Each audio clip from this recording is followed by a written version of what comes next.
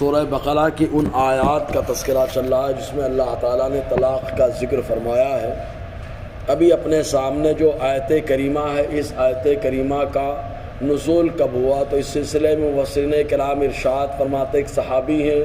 جن کا نام ثابت ابن یسار ہے، انہوں نے اپنی زوجہ کو طلاق رجعی دے دی۔ طلاق رجعی اس سے پہلے بتائی گئی کہ طلاق رجعی وہ ہوتی ہے ایک یا دو طلاق جس میں عدت کے اندر شوہر اپنی بیوی کو واپس لے سکتا ہے، اس کو رجعت کہا جاتا ہے۔ اور اگر ایک طلاق دیا یا دو طلاق دیا، عدت گزر گئی، تب عورت بائنہ ہو جاتی ہے، خالص نکاح کی پھر ضرورت پڑتی ہے۔ تو انہوں نے اپنی بیوی کو طلاق رجعی دے دی، اور دینے کے بعد جب ان کی عدت پوری ہونے کے قریب آئی، وہ جو 3 حیض یا 3 مہینے بتائی گئی تو 2 دن باقی رہ گئے، تو انہوں نے ثابت ابن یسار نے ان کو واپس لے لیا، یعنی رجعت کر لیا، اور رجعت کرنے کے بعد دوسری طلاق رجعی پھر دے دی۔ اس طریقے سے ان کی عدت بھی لمبی ہو گئی، اور ان کے اوپر مصیبت کا معاملہ یہ کہ عدت لمبی ہونے کی وجہ سے شوہر کے سکھ سے محروم ہو گئی۔ تو انہوں نے حضور صلی اللہ علیہ وسلم کی بارگاہ میں معاملہ آ کر کے درج کیا کہ اللہ کے نبی صلی اللہ علیہ وسلم، میرے شوہر نے مجھے پہلے طلاق رجعی دی، عدت مکمل ہونے میں خالی 2 دن رہ گئے، انہوں نے واپس لے لیا، رجعت کر لیا، پھر اس کے بعد دوسری طلاق رجعی دے دی ہے، مجھے اس طریقے سے بولے پریشان کریں گے۔ چنانچہ اللہ تعالیٰ نے آیت کریمہ نازل فرمائی اور ارشاد فرمایا وَإِذَا طَلَّقْتُمُ النِّسَاءَ فَبَلَغْنَ أَجَلَهُنَّ فَأَمْسِكُوهُنَّ بِمَعْرُوفٍ وَسَرِّحُوهُنَّ بِمَعْرُوفٍ۔ اللہ تعالیٰ فرماتا ہے اور جب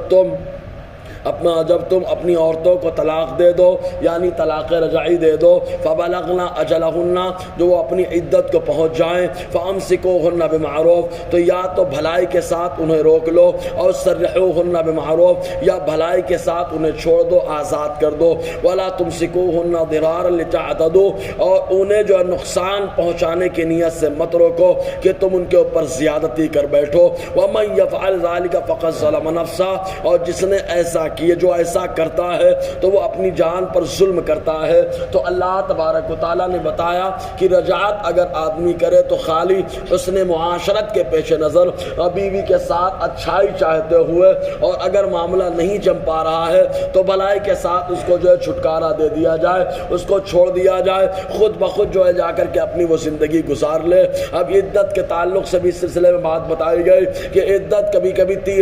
اگر عورت کو حیض آئے تو 3 حیض عدت ہوتی ہے، اور اگر عورت کو حیض نہ آئے، مثلا یہ کہ سن ایاس کو پہنچ جائے، سن ایاس کی مدت یہ کہ عورت کو حیض آنا ہی بند ہو چکا، اس عمر میں پہنچ چکی، 55 سال یا 60 سال کی ہو چکی ہے، پھر اس کے شوہر نے اس کو طلاق دے دیا، تب ایسی صورت میں خالی 3 مہینے ہے، یہ 13 دن کا اضافہ قرآن پر اضافہ ہے، یہ شریعت میں کچھ نہیں ہے، بس خالی 3 مہینہ شریعت نے بتایا۔ اور اس کے علاوہ وہ عورت جو امید سے اس کے شوہر نے اس کو طلاق دے دیا، تب ایسی صورت میں اس کے بچے کی ولادت یہی اس کی جو ہے عدت پوری ہونے کا معاملہ ہوتا ہے۔ خود اللہ تعالیٰ فرماتا ہے وَأُولَاتُ الْأَحْمَالِ أَن يَضَعْنَ حَمْلَهُنَّ، اور وہ عورتیں جو امید سے ہو، ان کی عدت یہ کہ وہ اپنے بچوں کو جنم دے، تو بچوں کی ولادت ہی عدت کی تکمیل ہوتی ہے۔ بہرکیف آگے کی جو آیت ہے، اس آیت کریمہ کے تعلق سے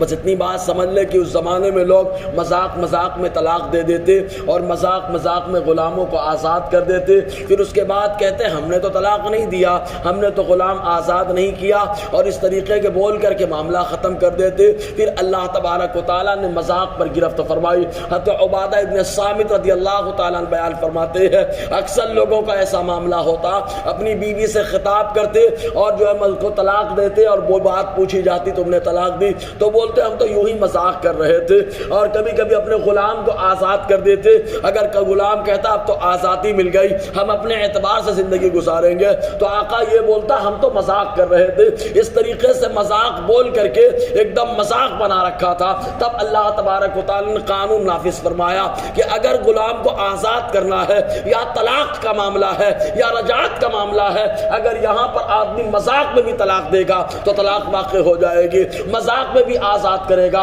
آزادی واقع ہو جائے گی، مذاق میں بھی اگر عورت سے رجعت کرے گا رجعت واقع ہو جائے گی۔ اللہ تعالیٰ اسی تعلق سے ارشاد فرماتا ہے وَلَا تَتَّخِذُوا آیَاتِ اللَّهِ هُزُوًا، اور تم لوگ اللہ کی آیتوں کا مذاق مت بناؤ۔ اللہ تعالیٰ نے جو منع فرما دیا اس کا مذاق نہ اڑائے، وہاں معاملہ مذاق میں بھی طلاق واقع ہو جاتی ہے۔ انشاءاللہ اسی پر اور آگے روشنی رہے گی۔ اللہ تعالیٰ ہم سب کو فیضان قرآن برکات قرآن سے مالا مال فرمائے۔